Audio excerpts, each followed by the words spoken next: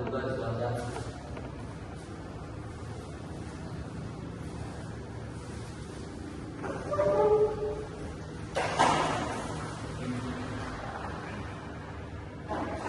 Assalamualaikum warahmatullahi wabarakatuh. Waalaikumsalam. Bagaimana kabar Bapak? Sehat?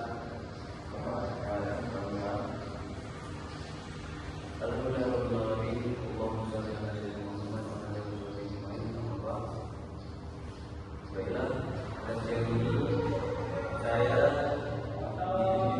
sebagai mediator untuk menyelesaikan kasus sengketa. Sebelum itu, perkenalkan nama saya Hafiz. Baik, saya menjelaskan perkenalkan dari Bapak. Baik, terima kasih kepada Bapak Desi. Perkenalkan, nama saya Salih Ramadan sebagai Tuhan. Baik, Nama saya Bapak Hafiz, Bapak Desi. Saya sebagai Tuhan. baiklah. Langsung saja saya jelaskan. Berdasarkan Perma Nomor 1 Tahun 2016 tentang prosedur mediasi di pengadilan dalam rangka mediasi, disebutkan bahwa semua sengketa perdata yang diajukan pada tingkat pertama wajib diupayakan penyelesaiannya terlebih dahulu melalui perdamaian dengan dibantu oleh mediator. Dan pada sidang kasus ini, saya akan merangkas sedikit tentang mediasi.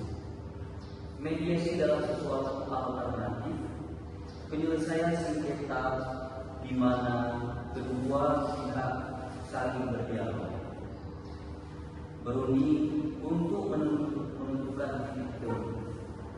Saya selaku mediator akan memfasilitasi negosiasi ini. Namun sebelum saya memulai mediasi ini, saya akan menjelaskan tahapan-tahapan mediasi sebagai berikut.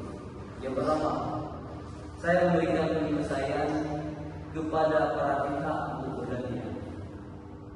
Yang kedua, saya akan mencari kesepakatan awal dari kedua belah pihak.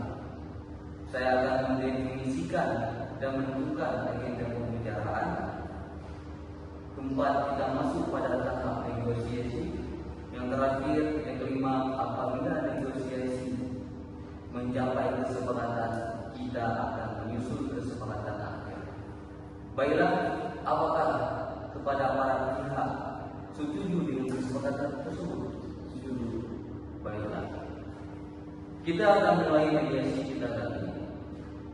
Bagaimana kalau kita mendengar dari pihak penggugat terlebih dahulu untuk menyampaikan keterangannya?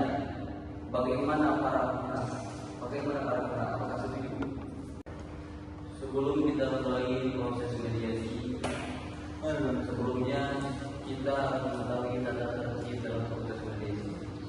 Yang pertama, tidak boleh adanya kata-kata kasar dari kedua belah pihak.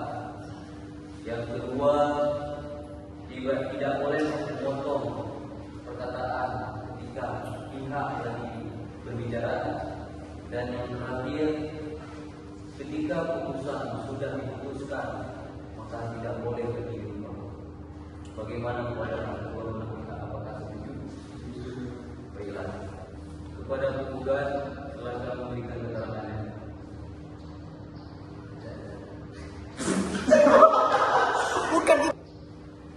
Pada pihak penggugat silakan memberikan keterangannya. Baik, pada Bapak Desi, bahwa saya menganggap tergugat telah melakukan perbuatan melawan hukum karena telah memberikan guguran di atas tanah milik saya secara permanen tanpa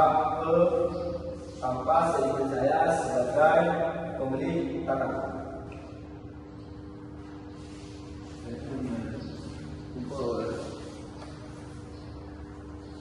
Gugat telah melanggar kesepakatan antara dua belah pihak yang bagaimana kesepakatan adalah saya memberikan hak menumpang untuk tergugat dan dengan syarat tidak memberikan bangunan secara permanen di tanah tersebut.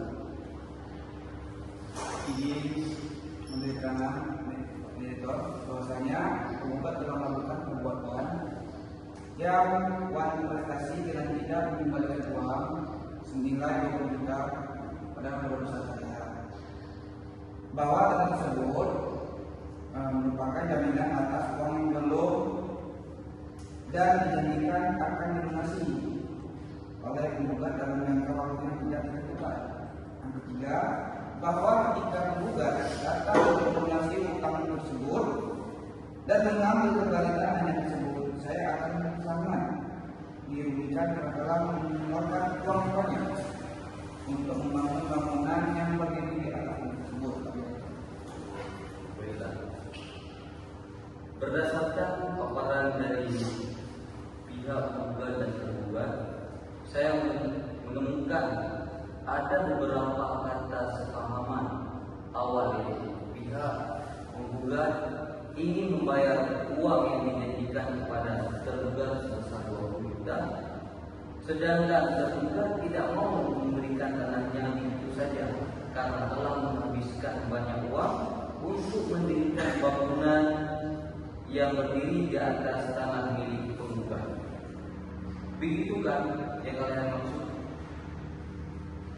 Selain penggugat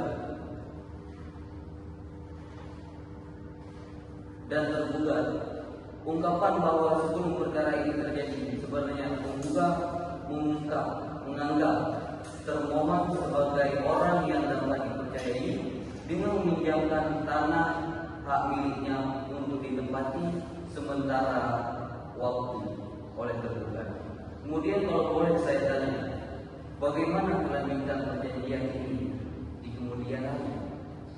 Baik, Pak Desi, saya akan memberitahu bukti usaha kami yang sudah saya berikan kepada penggugat sebesar 20 juta.